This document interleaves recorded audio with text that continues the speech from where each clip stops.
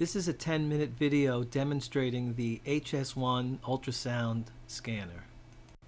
Let's begin by looking at the anterior tibial tendon in the longitudinal axis.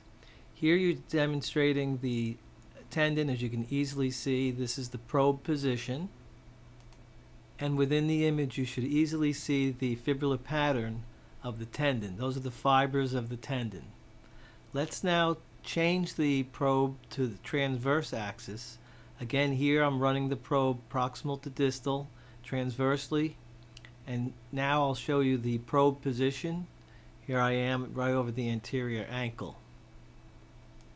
So one of the nice things you can do is actually split the screen so you can see the tendon in both the longitudinal and the transverse plane.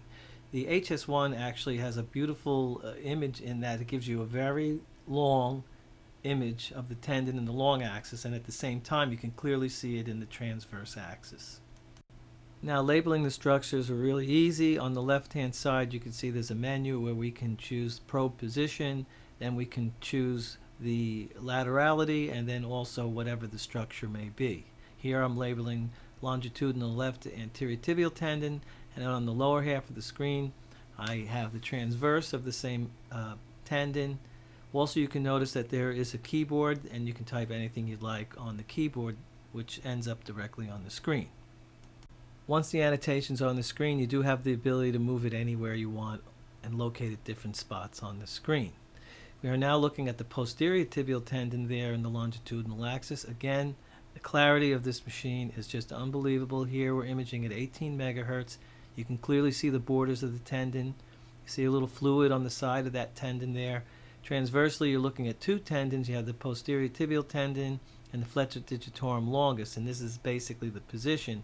That was the long axis, and now you're going to see the transverse axis. Next, I'm going to now demonstrate the split screen once again, and then show you how easy it is to label the structures on the screen. Again, labeling is really quite easy. If you really look at the image here, look how clear that you can see the tendons. Of course, you could see the tendons in the transverse. You could tell if there's any tears or partial tears of the tendon. Here I'm moving the keyboard. I just wanted you to show you that you can move the keyboard around so that if it seems to be in the way on the bottom of the screen, you just take your finger and move it to the top. It is a touch screen monitor.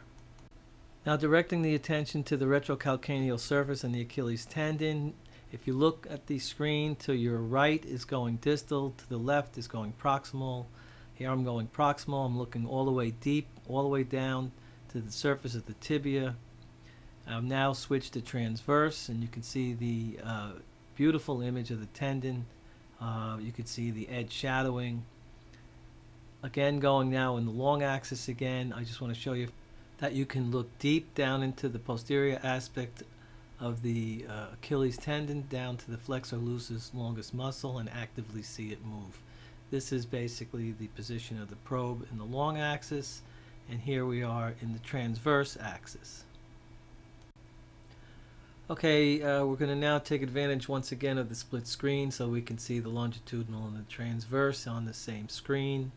Something a little bit different this time. We're going to now show you the measurement menu after they're labeled. So if you look on the left, this is now the measurement menu.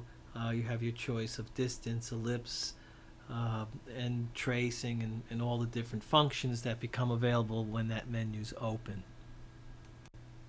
In the split screen mode, you'll notice that the measurements are displayed up in the upper left hand corner. Each one is displayed after you complete the measurement.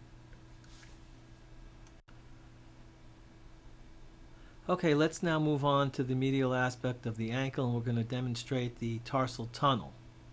In this view, you can see the two tendons, the artery vein and the posterior tibial nerve, and even the laciniate ligament, the flexor retinaculum.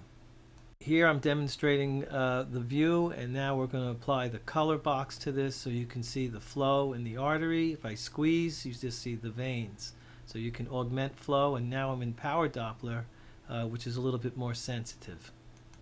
Let's now freeze the image on the screen and label the structures within the tarsal tunnel. Let's begin with what view it is. It's a transverse tarsal tunnel, of course. I want you to particularly pay attention to the white structure to the left. That's the posterior tibial nerve. Those little black dots are actually the fascicles of the nerves. You see the PT tendon, flexor tendon, and the artery, vein, and nerve. I think you're starting to see how great the image quality really is. Let's direct attention to the dorsal aspect of the foot at the first MPJ. This is the position of the probe in the long axis. Some of the things you might look for here is to look for range of motion. You could look at a hallux limitus. You can see exostoses coming from the joint. You could look for a joint effusion. If you run the probe along the shaft, you can evaluate for a stress fracture, which shows up immediately. You don't have to wait 2 weeks like on an x-ray. Let's now move the probe to the plantar aspect of the foot. But the first thing I need to do is change the settings. So what I did there is I have my presets, and I just basically told the machine to go a little bit deeper and a little bit more power to get through the plantar aspect of the foot. In this case, you're observing the metatarsal shaft. As you see, I'm going proximal. There's flexor lucis brevis muscle. There's the metcuneiform joint. This is the view actually that you're seeing on the plantar aspect.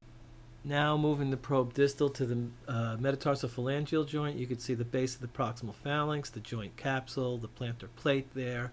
I'm going to move the probe medially to demonstrate the tibial sesamoid, go back laterally in between, and now lateral to the fibula sesamoid. Let's now turn the probe transversely, where now you'll see on the plantar aspect the flexor hallucis longus tendon transversely, the fibula sesamoid, tibial sesamoid, and the surface of the crista. If we split the screen and flip in the long axis at the same time, now you're looking basically between the two sesamoids in the long axis, where you see the long view of the flexor lucis longus tendon and the joint capsule. Sticking with the plantar aspect of the foot, let's go proximal under the calcaneus, which you see there on the left, the surface of calcaneus, and you'll see the fascial bands, the inferior surface and the superior surface. We go distal, you see following the band as it goes toward the middle of the foot.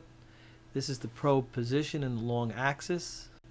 Let's now freeze the image, and we're going to measure the thickness of the plantar fascia. I begin now by hitting the measurement button, and there you'll see the measurement menu. I click on the inferior surface. I go to the superior surface. Remember, this is inverted. The plantar fascia is inverted, and you can measure it at 4.6 millimeters. Let's talk briefly about ultrasound guided injections. The HS1 has a special mode where you press this and it turns the tip of the needle a bright blue. Here I'm injecting or sticking a 25 gauge needle into a tissue phantom. Just check how bright the tip of that needle is. So by now I'm sure you're recognizing the image quality that the machine has. Right now I would like to demonstrate that honeycomb structure in the center top portion of the near field. That is the median nerve of my wrist, which is only 2 millimeters below the surface. Note that I'm not using a standoff pad. That's how clean and outrageously beautiful the image quality is on this machine. You've now seen normal things. Let's look at some pathology. I'm going to run through this very quickly. First, let's start with a thickened plantar fascia, 5.5 millimeters. Next, let's look at a plantar fascia tear. You can see that anechoic area right at the calcaneus. There's a partial tear.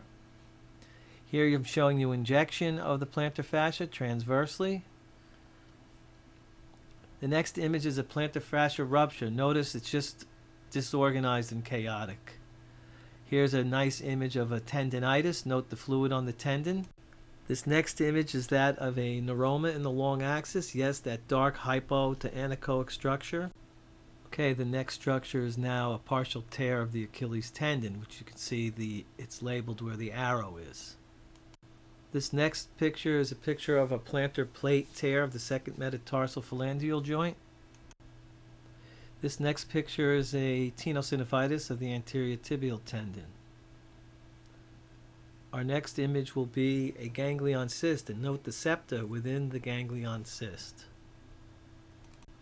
Here's a partial tear of the anterior tibial tendon in the long axis.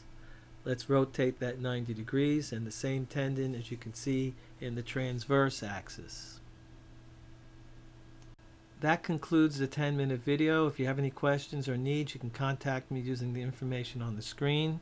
One of the nice things about 2020 is that I actually come to the office to teach you how to use your ultrasound scanner.